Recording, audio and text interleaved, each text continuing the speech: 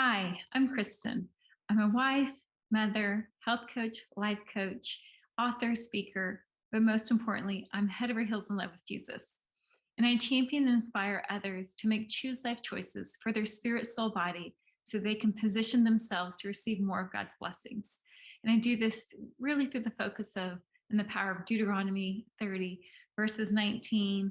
And we know that when we choose life, we're connecting with the person, John 14:6.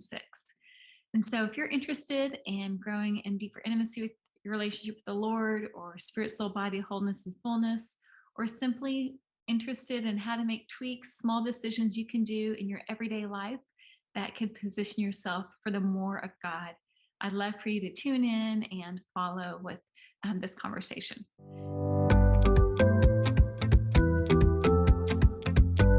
I'm going to talk about a choose life choice for your spirit. And this is about how to live spirit led. I know that is said a lot, be spirit led, live spirit led.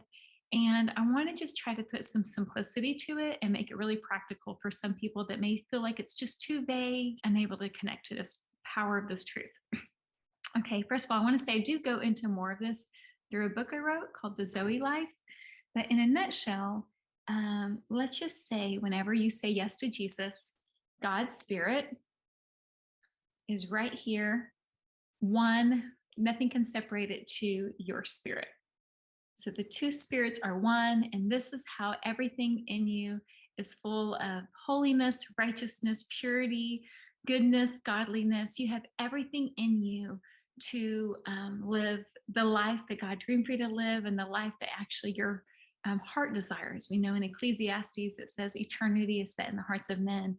And so, yes, there is a part of you that longs for, that desires for this type of life, this Zoe life. That's the type of life you're actually longing for, whether you realize it or not. And that is in this wanting, this complete, unmeshed connection with God's spirit inside you.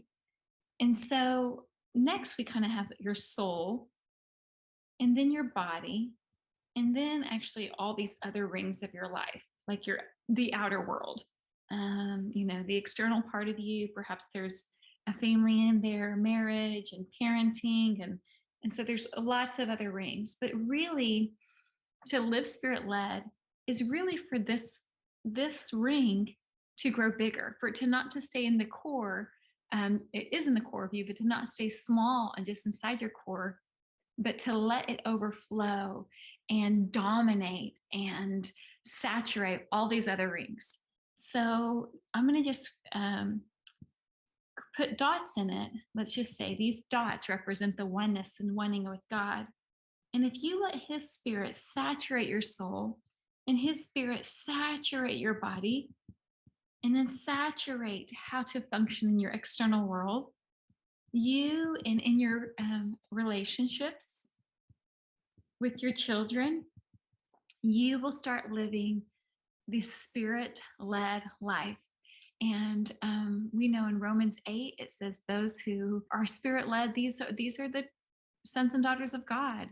John 4 talks about the true worshipers, those that worship in spirit and truth on the inside and the outside. And it's from the inside. It's from not out of a place of performance, of trying to do good and trying to be great, but it's in a place of just rest and intimacy and true oneness with God's spirit.